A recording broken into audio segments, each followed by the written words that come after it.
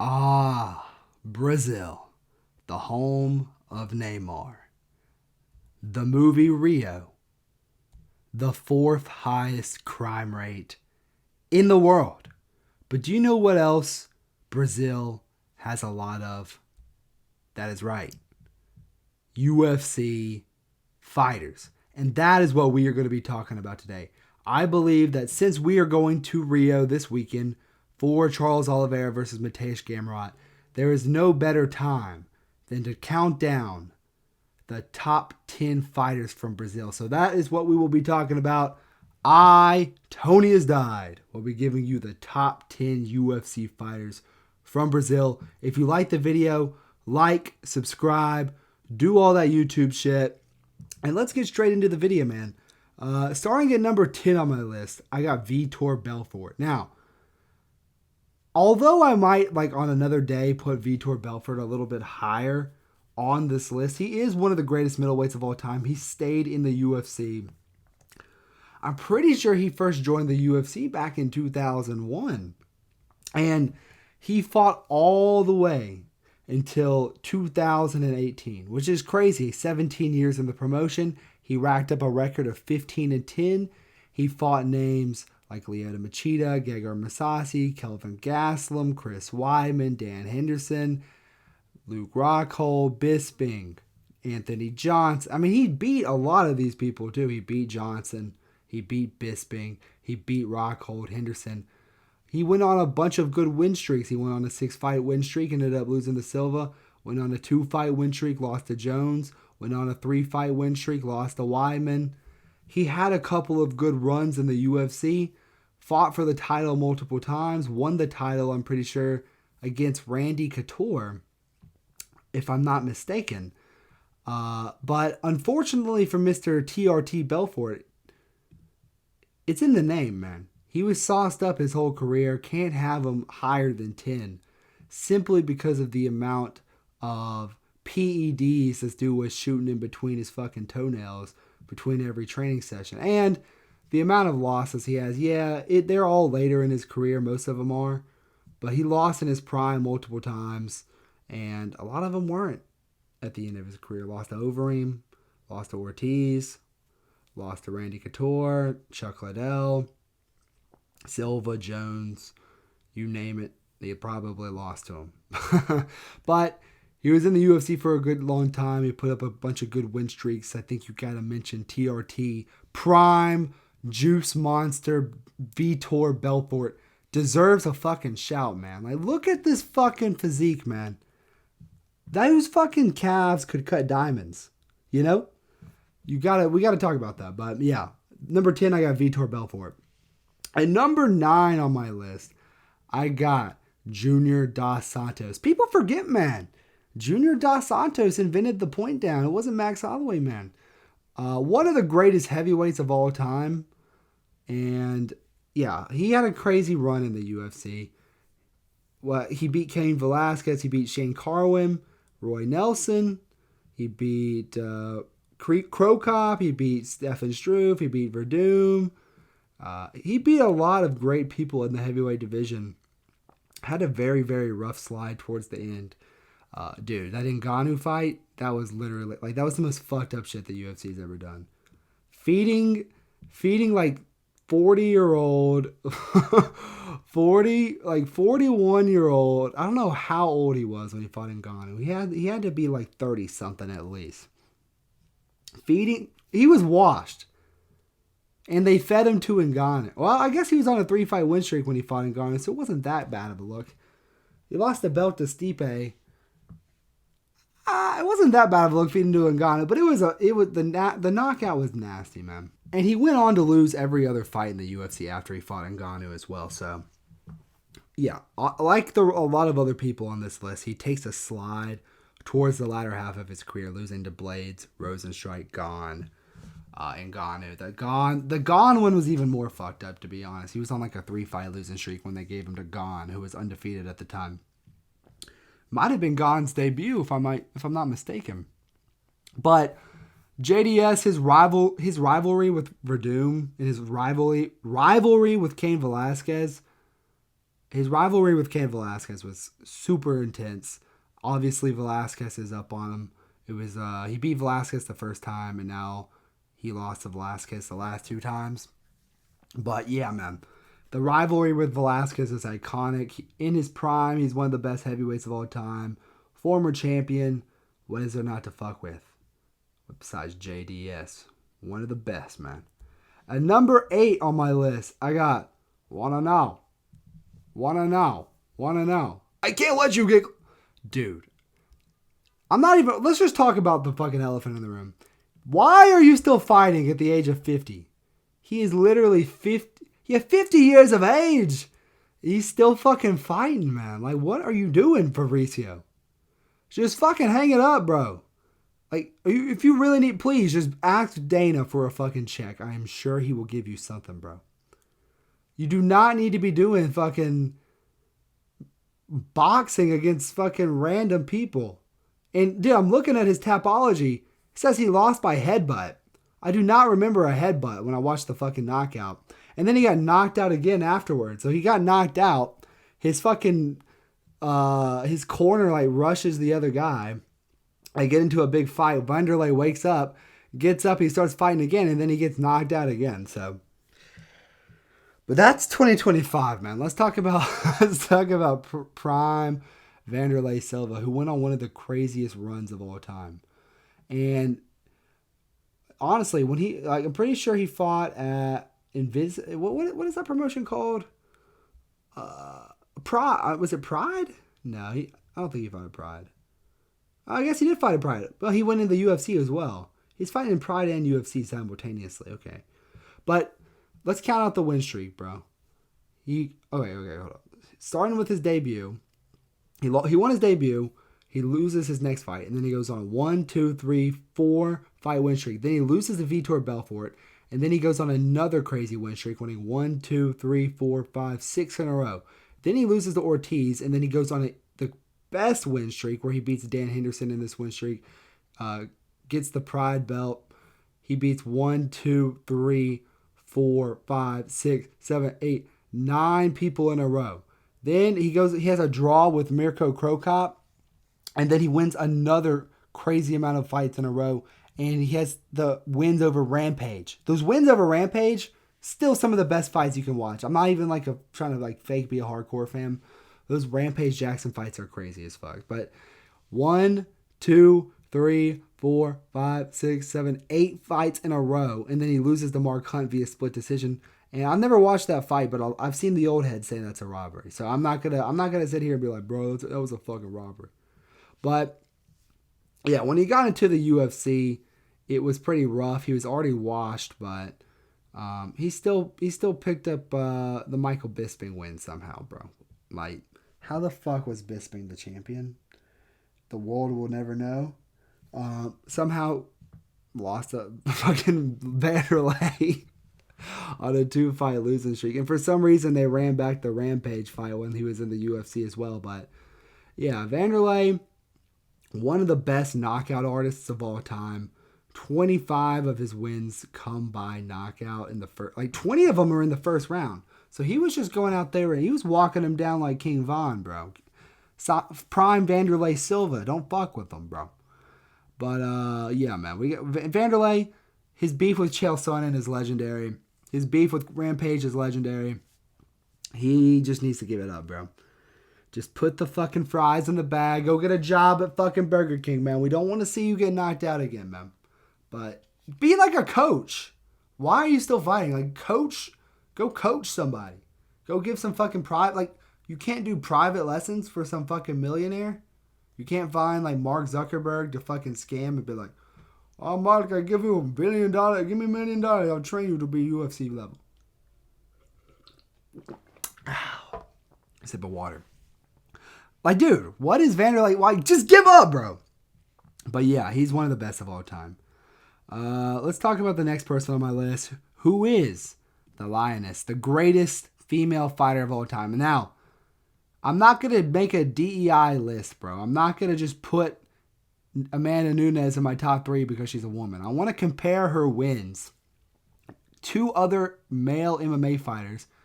She has a crazy UFC record, 16-2. Her only losses are to Juliana Pena and Kat Zingaro. And the Kat Zingaro fight was early in her career. And pretty sure she lost a couple of times before she came to the UFC. But let's be honest. Unless you're in another major promotion, we don't really count what she did before the UFC. But her win streak, she beat Shevchenko twice, which is crazy. I know it was a young version of Shevchenko, and the second fight was close, but she beat Shevchenko twice. Those are her best wins by far. Beat Ronda Rousey in the first round in 48 seconds. Come on, bro. I'm trying to tell you. This is what I say when I made my WMMA GOAT list. People were like, how can you not put Ronda Rousey?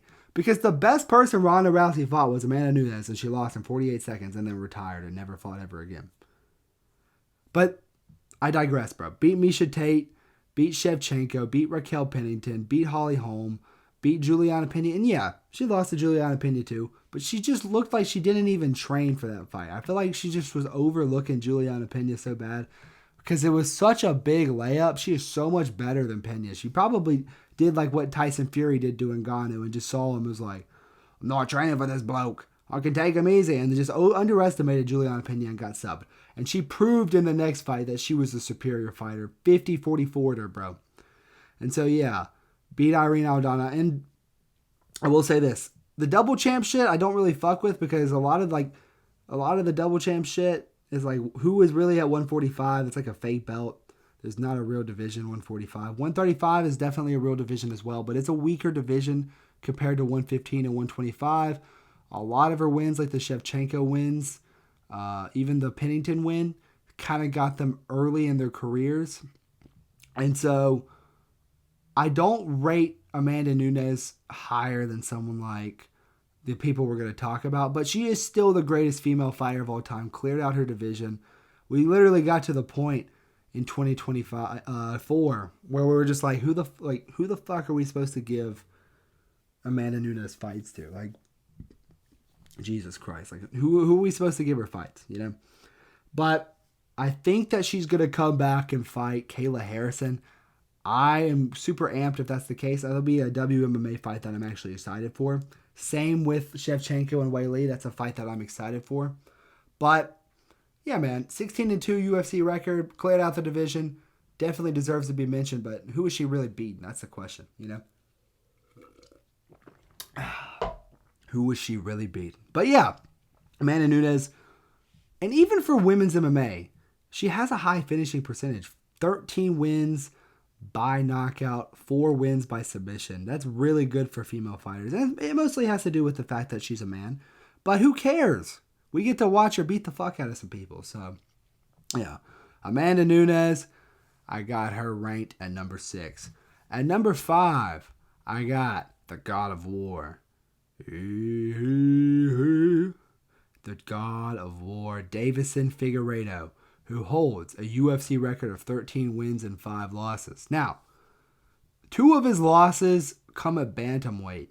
When it comes to his run at flyweight, this guy is one of the best to ever do it. He is definitely the most powerful of flyweight of all time. 9 of his UFC wins come by knockout. He also has 9 wins by submission as well. But this dude's finishing ability inside the octagon, I mean, he drops almost everybody he fought at flyweight, including Moreno in their fights. Dude, the knockout over Benavidez, I know Figueiredo missed weight in the first fight.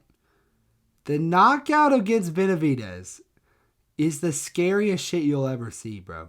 When Benavidez got knocked out cold and then woke up and started screaming, like in fear of Figueiredo.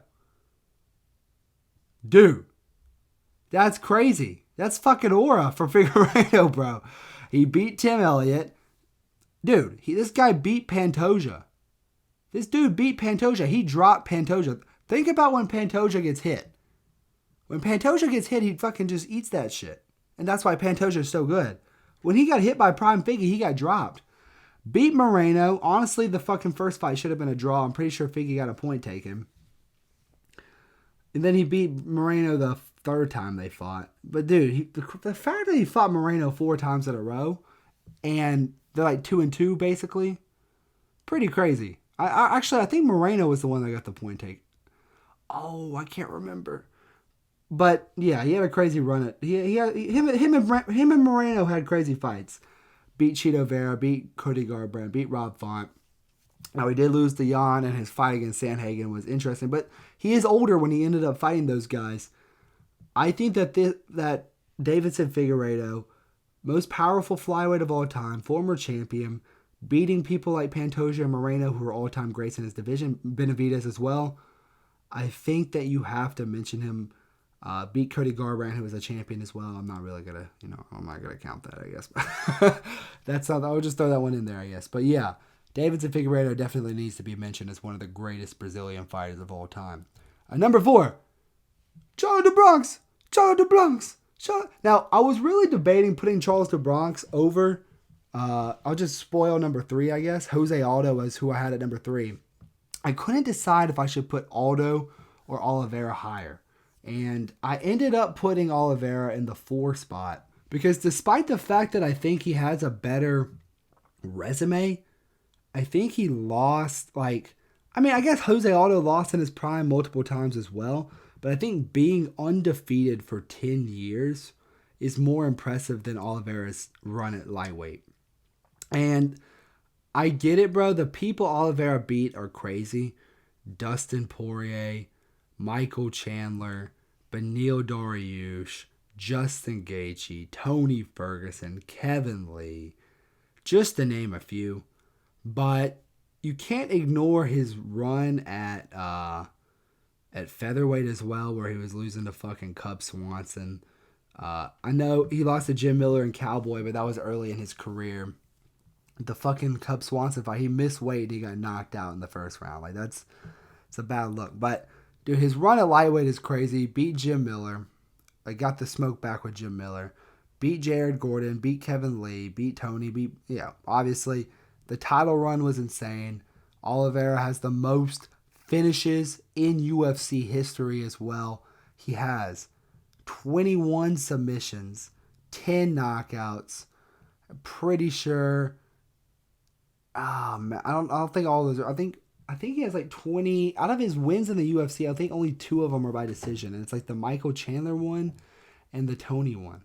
And I think the rest of his wins are finishes. Now, yes, the win over Jeremy Stevens is also a decision, but the rest of his wins are fucking knockouts or submissions. And that mostly submissions. He's definitely the greatest submission specialist in UFC history.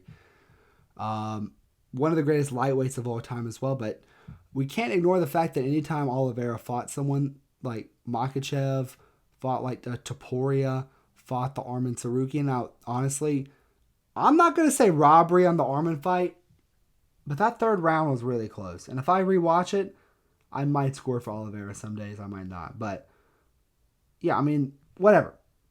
What I'm trying to say is the best people Oliveira's on the real GOAT list that he's fought, Ilya and Islam, he lost to him. And he's also lost to people like Pettis, who aren't Pettis is good. Is he a fucking all-time great? No. Paul Felder is good. Is he an all-time great? No. So, Oliveira, he's a hard one to judge because he's lost a bunch of times. I think he has over 10 losses in the UFC. And, yeah, he went on that crazy title run, but I think that he is still one of the greatest fighters of all time. Don't get me wrong. He's fighting this weekend, and I do think that he should beat Gamrot.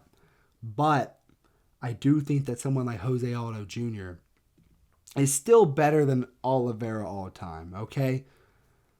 32 wins, 10 losses, undefeated in the WEC. In the we have to put the context out there.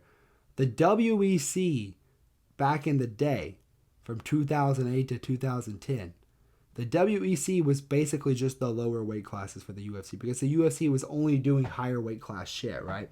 And they had, the WEC was basically the fucking lower weight classes before the UFC bought it, right? So, you say that fucking John Jones has the longest winning, or Anderson Silva has the longest UFC winning streak, but if you count, well, he still has 50. It's 15, all right? He went on a 16-fight win streak. If we Well, he actually went on an 18-fight win streak, but 3 of them were outside the UFC. But my point is, Jose Aldo Jr., dude, 15-fight win streak is crazy. Like, no matter who you are, no matter who, like, as a champion, a 15-fight win streak is crazy. Like, we're talking about Makhachev being maybe the GOAT. We talk about Silva's win streak as being unbreakable, and Makhachev has the chance to try to do it against JDM. We talk about, all of these great people that go on, like, Tony Ferguson, 13-fight win streak, Max Holloway, 12-fight win streak. We talk about these legendary win streaks. 15 against the best people in the world, including Cub Swanson, Uriah Faber, Chad Mendez, Frankie Edgar, the Korean Zombie, Ricardo Lamos. And yeah, even after he lost to Conor, he got the belt back again against Frankie. Now, he did end up not winning against people like Merab, Mario. Like, dude, honestly, the Merab fight could have gone either way. The Batista fight could have gone either way.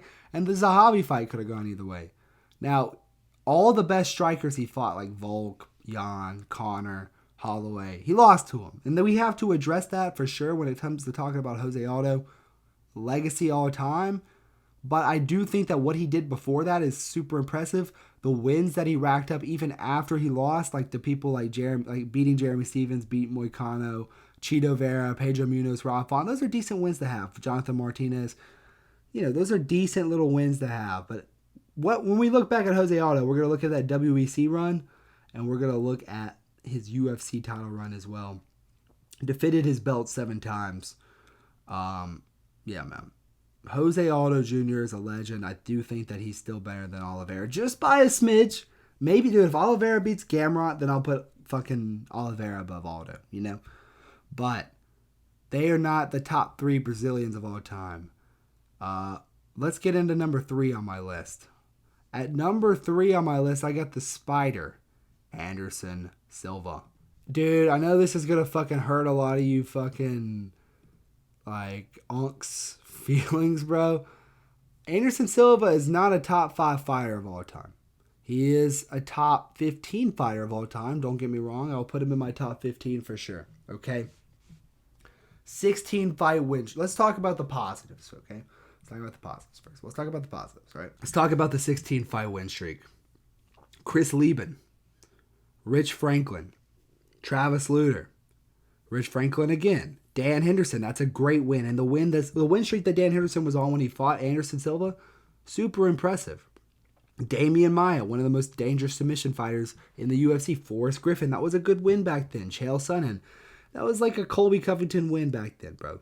Vitor, that is a good win. Vitor Belfort, we talked about him earlier on this list. He has a crazy resume. Chael Sonnen, Stephan Bonner, Derek Brunson. Now, obviously, that could have gone the either way as well. Even he has the wins at Pride over Lee Murray. Everyone talks about Lee Murray. Oh, man, Lee Murray. Mean Lee Murray. Okay, look. The resume is not that good, okay? The resume is a little mid. And don't get me wrong. I do believe that Aldo and Oliveira both have better resumes than Anderson Silva. But you look at, just the skill level. We cannot rank all wins the same. Are you going to look at my, Jose Aldo? Let me just find a win for Jose Aldo real quick as an example, all right? One second. Uriah Faber, for example. Jose Aldo, he beat Uriah Faber, okay? We get it. Are you going to tell me that beating Uriah Faber by decision is better than knocking out Forrest Griffin at 205 brutally? Styling on Forrest Griffin, who was one of the best fighters in the world at that time? Obviously, Uriah Faber is a better win, resume-wise, than Forrest Griffin, okay? But what Silva did to Forrest Griffin makes his win better because he fucking styled on him. And you can just use the eye test on Silva and tell that he was so much better than everybody else at this time. Now, he does have the no contest to Nick Diaz, and I do believe that it was because of steroids, so that is also something we need to talk about. But it was after the broken leg, so that's the question. Was he really doing steroids before? Maybe he was just using them to help heal his leg. So I give Silva a little bit more slack than Jones because the leg injury he suffered against Weidman was crazy, all right? But yeah, he went on. We have to talk about the losing streak now. Lost to DC, Bisping, Weidman twice, Adesanya, Cannonier, Uriah Hall. Jake Paul. Lost to fucking Jake Paul in boxing. Okay? Not very good. But beat Chael Sonnen twice. Like, the losing streak, it's one of the worst of all time. It was just sad to watch. He wasn't in his prime. Honestly, he should have beat Bisping as well. Let's not forget that. Fuck Bisping. Fucking, he's like, oh, buddy, when I was in the UFC, I was the champion. It's like, okay, buddy.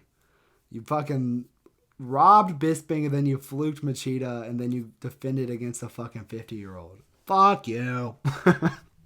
But the point I'm trying to make here is that Anderson Silva, his 16-fight win streak was crazy. The way he was beating these people needs to be mentioned, because I don't think he's one of the top 10 fighters. Like, when I see people talk about, who are the GOATs? Jones, Mighty Mouse, Silva, and then you gotta put DJ, man. You gotta put DJ and Silva. We can admit that his resume is weaker compared to newer age people like Makhachev and Topuria and some of the people we're gonna talk about in a second. We can admit that. But I still think that we have to appreciate the dominance of Anderson Silva. So I have him at number 3 on my list. At number 2 on my list, I got the cannibal, Alexandre Pantoja, who, dude, I think there is an argument. If he beats Joshua Van, now, I'm not one of these people, there's already an argument. There are people that will say that Pantoja is already the GOAT of the division. I think him and Mighty Mouse are neck and neck. I think Pantoja also deserves to be higher pound for pound than some of these other people on the pound for pound list. I'm pretty sure he's at 4 right now. I'm going to be honest, man. Beating Brandon Moreno 3 times, beating Manel Kape, beating Alex Perez, beating Brandon Royval, and beating Kai Kara. Now, look, his last couple of title defenses have been weak. Asakura is now 0-2 in the UFC. Kai Kara, come on, he's mid. But he did beat Albazi. Fucking, Urseg, that hasn't aged very well, especially with how close that fight is. But he still dominated Asakura. He still dominated Kai Kara. The Urseg one is a little more disturbing, I guess. But the Royval win is aging like fine wine. The Moreno win, Moreno is right back in the title mix once again. And he beat him 3 times, beat Royval twice. Pretty sure he beat Kape 3 times as well. Beat Kai Kara twice as well. Beat fucking Wilson Reyes, Matt Schnell. I think he got robbed against Askar Askarov. And if you count the robbery, I'm pretty sure Pantoja is on like a 1, 2, 3, 4, 5, 6, 7, 8, 9, 10, 11. He should be on 11 fight win streak if you count the robbery against Askar Askarov, right? But, dude, this guy, he just marauds people down. He literally just eats shots like it's nothing. He has great jiu-jitsu. There used to be this narrative that Pantoja was a boring fighter. I never got it. There used to be Pantoja hatred. Especially after the Urseg fight, where they, okay, bro, say it's a robbery, whatever. Don't call him boring. He has fucking phenomenal fights. And yeah, he's lost a couple of fights in his career, like to Deiveson Figueiredo and to Dustin Ortiz, whatever. But I just think that fucking Pantoja is built different. I think he deserves to be higher pound for pound. He is the second greatest Brazilian fighter we've ever seen. His resume at flyweight's insane. What he's doing right now is insane. If he beats Van, I think there is a real argument that he has a better legacy than Demetrius Johnson. So, yeah, I got Pantoja number 2 on my list. But who do I think is the greatest Brazilian UFC fighter of all time? Shama. Dude, look at my fucking profile picture. Who else would I fucking put, bro? Who else would I put at number 1 besides Alex Poatan Pereira, who has a 10-2 record in the UFC? Both of the people he's lost to, he's also beaten. His losses are Damagomed Ankalaev and Israel Adesanya. He beat Adesanya and he beat Ankalaev. And so, this guy, Alex Pereira, what he has done in 4 years in the UFC is nothing short of a miracle. beating Magomed Ankalaev. I'm pretty sure Ankalaev was on like a 12-fight unbeaten streak when Pereira beat him, bro. Which is a crazy one to beat. Sean Strickland, he was undefeated at middleweight before he fought Alex Pereira. Israel Adesanya never lost at middleweight before he fought Alex Pereira. Jan Blachowicz, one of the greatest light heavyweights of all time, and beat him up a weight class a couple of months off of the knockout against Pereira. Impressive. Yuri Prochazka. We see how good Yuri is. Yuri's only ever lost to Alex Pereira in the UFC. He's beaten Hill. He's beaten Roundtree. He beat Rakic. He beat Reyes, who beat Jones. Yuri is a great win, and honestly one of Alex Pereira's best wins. And he beat him twice. Now, the Jamal Hill and the Khalil wins, they are a bit of fraudulent kind of wins. But, dude, the Jamal Hill knockout at UFC 300, one of the most iconic moments in UFC history. Like, people used to say, bruh, if he didn't kick him in the nuts before, Herb Dean ruined that fight. Do you really think Jamal Hill would have beaten Alex Pereira? Look yourself in the mirror and say that to yourself, and do not lie to yourself. Please, bro. But Strickland, Adesanya, Blachowicz, Yuri, Jamal Hill, and Ankalaev, that's 6 champions. He beat Yuri twice. That's really 7 champion fights. And, dude, he knocks them all out. He knocks them all out, too. This dude has the fucking touch of death like we've never seen before. He just taps people's chins. And, yeah, he has to do ground and pound. But he just hits people's chins. And, dude, his ground and pound is vicious. He throws, like, these hammer fists or these elbows. He's already, like, puts his fucking opponents into, like, the shot. Like, he basically just knocks out his opponents in one hit and then throws a couple more shots and puts them out, bro. Left hook of doom. I don't think we've ever seen anybody hit harder than Alex Pereira besides maybe Tom Aspinall. Jesus, man. Like, even his debut against Michaelides is crazy. And I didn't even mention the fact he's a Glory kick. Like, this dude is the combat sports GOAT. He's a double champion at Glory. And everyone he lost to at Glory, he redeemed his losses as well. And, dude, his only loss outside the UFC was some fucking random guy. And it was just, like, he just, like, did it because he thought he could just get away with not learning how to grapple. So, yeah, he has 3 losses, but one of them was his debut, and he just did it. He just thought he could get away with not grappling. But this dude has underrated takedown defense now, too. He's learning jiu-jitsu with Glover. I honestly should have put Glover up here as one of the greatest of all time as well. Maybe, I think Vitor is still better than Glover. But, dude, Alex Pereira is the greatest Brazilian fighter of all time. And honestly, it's not even close, man. It's not. No, it's close. Him and Pantoja and Silva, they're all close. But I think Alex Pereira is the greatest Brazilian fighter of all time. But that will do it for the video. If you liked the video, like, subscribe, do all that YouTube shit. Thank you guys so much for watching, and I will catch you guys in the next one. Peace.